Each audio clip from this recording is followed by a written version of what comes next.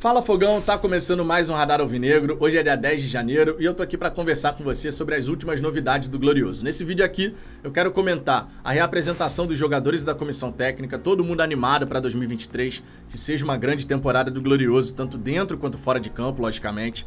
Temos também as melhorias que foram realizadas no Espaço Lanier. O Botafogo soltou uma nota explicando os procedimentos que foram realizados nos 3 campos.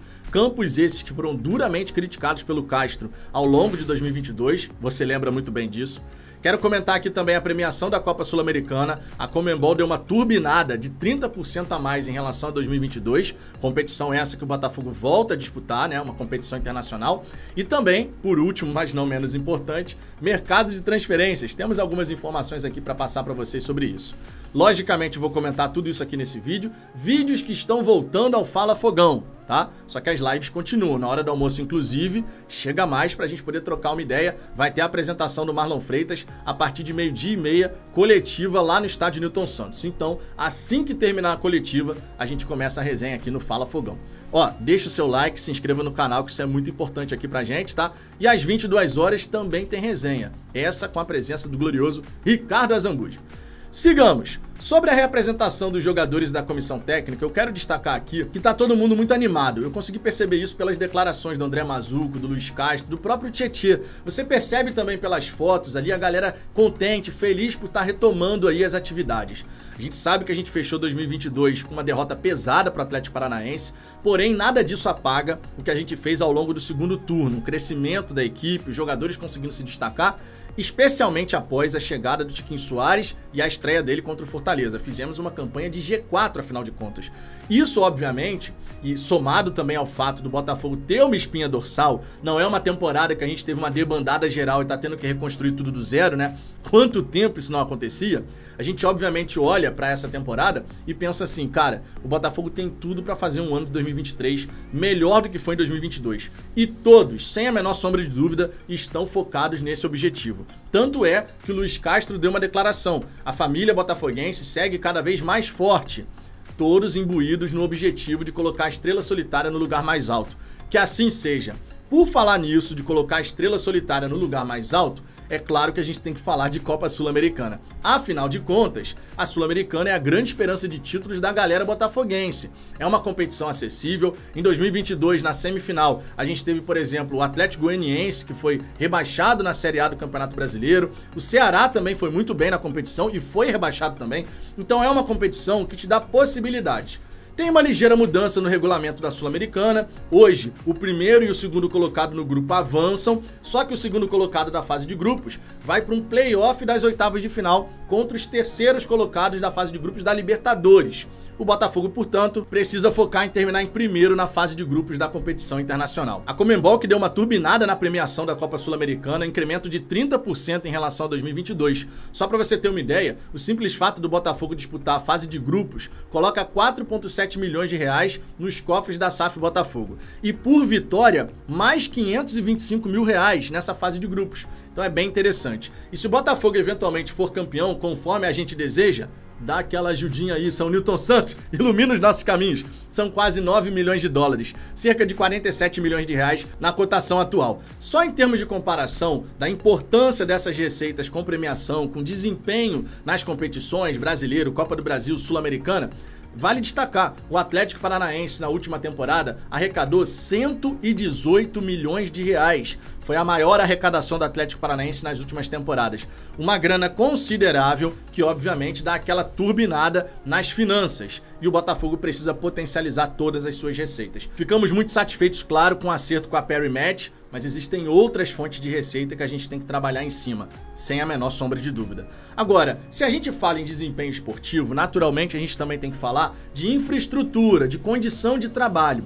E apesar do Botafogo ainda não ter uma definição sobre terreno para construir o seu CT, e a gente espera que seja um CT de primeiríssima geração, a gente vai vendo ótimas melhorias no Espaço Lanier, especialmente em relação aos campos de jogo.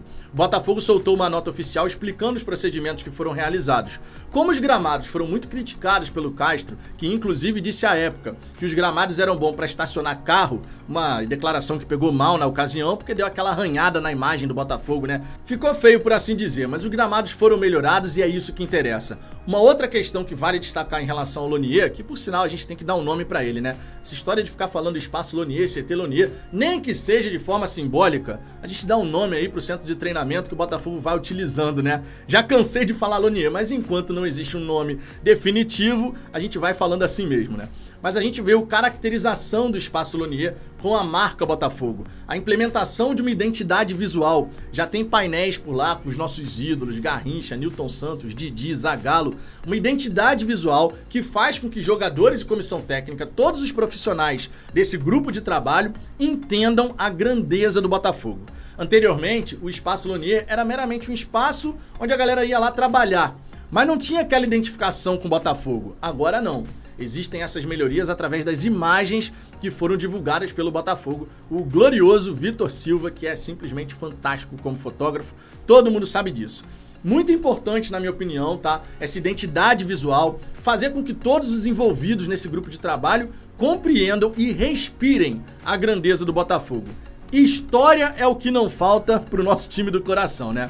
E novas histórias serão escritas sem a menor sombra de dúvida. Naturalmente, quando a gente fala aqui de desempenho, infraestrutura, grana com premiação, também temos que falar de contratações, porque existem lacunas a serem preenchidas nesse time do Botafogo, sem a menor sombra de dúvida. E em relação a isso, temos algumas informações. Por exemplo, o Ronald, remanescente da Série B do Campeonato Brasileiro, rescindiu o contrato com o Botafogo. Agora, dos jogadores que foram contratados para aquela Série B, Daniel Borges e Douglas Borges permanecem no nosso grupo de trabalho. O Diego Gonçalves recentemente saiu e foi para o Goiás. Vale destacar também que o Gabriel Novaes, que não faz parte dos planos da comissão técnica do Red Bull Bragantino, foi oferecido tanto ao Botafogo quanto ao Cruzeiro. Não sei se você se recorda, mas em 2020, o Gabriel Novaes, que foi revelado pelo São Paulo, quase acertou com o Botafogo, aquele ano maldito de 2020 que a gente prefere deixar para trás e nunca mais lembrar do que aconteceu naquele ano, né? O ano maldito. Mas ele quase acertou com a gente, não teve ali um detalhezinho final e acabou não jogando aquela temporada pelo Botafogo. Agora foi oferecido, mas eu acho muito difícil o Botafogo de fato fazer uma proposta pelo atleta. Embora o Glorioso esteja buscando um atacante para ser reserva do Tiquinho Soares, mas não me parece que vai ser o Gabriel Novaes. Vamos ver como é que vai se desenrolar essa história. O empresário do Gabriel Novaes, diga-se, tem bom relacionamento com o Ronaldo Fenômeno. Então isso pode agilizar, de repente, um acerto. A gente sabe que o Cruzeiro está se reforçando e esses relacionamentos podem ajudar. O Guarani é um outro time interessado no jogador, mas eu acho que fica mais complicado para o Bugre aí em relação a contratar o atleta. Também vale destacar que o Botafogo teve uma recusa vindo lá da Bélgica, tá? O Anderlecht não aceitou empréstimo pelo Murídio, lateral direito panamenho que disputou a Copa do Mundo de 2018, né? E por conta disso o Botafogo meio que esqueceu, ó, deixa de lado, não tem condição de pagar direito econômico. Agora a gente sabe, o Botafogo tá focado em boas oportunidades. E entre essas boas oportunidades, empréstimo com opção de compra é o grande objetivo. Giovanni Gonzalez, portanto, entra no radar. Só que o titular da lateral direita do Mallorca se machucou e isso fez com que Giovanni Gonzalez voltasse a ter oportunidades. Das duas, uma, portanto. Ou o titular volta e reassume essa posição na equipe titular, nesse 11 inicial, ou então o Mallorca vai ao mercado, contrata um lateral direito para fazer essa reposição em relação ao Giovanni Gonzalez. Entre Botafogo e jogador, parece que a coisa tá bem adiantada. Porém, agora a gente tem que ver se o Mallorca vai liberar, né?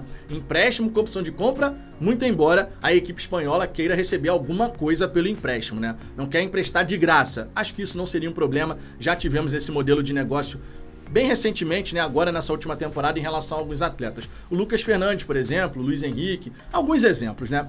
Agora, precisamos reforçar essa lateral direita. A gente sabe que hoje é o Rafael e Daniel Borges, mas não temos uma segurança efetiva por ali, né? Um reforço como esse seria muito importante. Giovanni Gonzalez, que foi cogitado no Palmeiras lá em janeiro de 2022, vale esse destaque. Para encerrar, quero comentar aqui que o Jefinho, infelizmente, nessa reapresentação do elenco, começou a temporada em tratamento. Isso porque naquele jogo das estrelas, né, jogo beneficente, a pelada do Zico, ele acabou recebendo uma entrada no tornozelo e ainda não se recuperou plenamente da pancada que levou. Portanto, começa essa pré-temporada em tratamento no departamento médico. antes que os torcedores cheguem criticando o jogador, não tinha que ter jogada pelada, não sei o que. É normal, todo boleiro fim de ano joga uma peladinha aqui, um jogo beneficente ali, a gente sabe como é que funciona. Foi um acidente, mas ó, dos males o menor. O time principal do Botafogo não começa jogando agora, vai ser o time B, então o Jefinho vai ter tempo pra se recuperar, pra fazer a pré-temporada, tudo normal, justamente pra poder arrebentar em 2023, jogar muita bola com a nossa camisa. É isso, Fogão. Na hora do almoço eu tô de volta, espero você por aqui e às 22 horas também tem resenha ao vivo pra gente poder trocar aquela ideia sobre o Glorioso. Um grande abraço e até a próxima.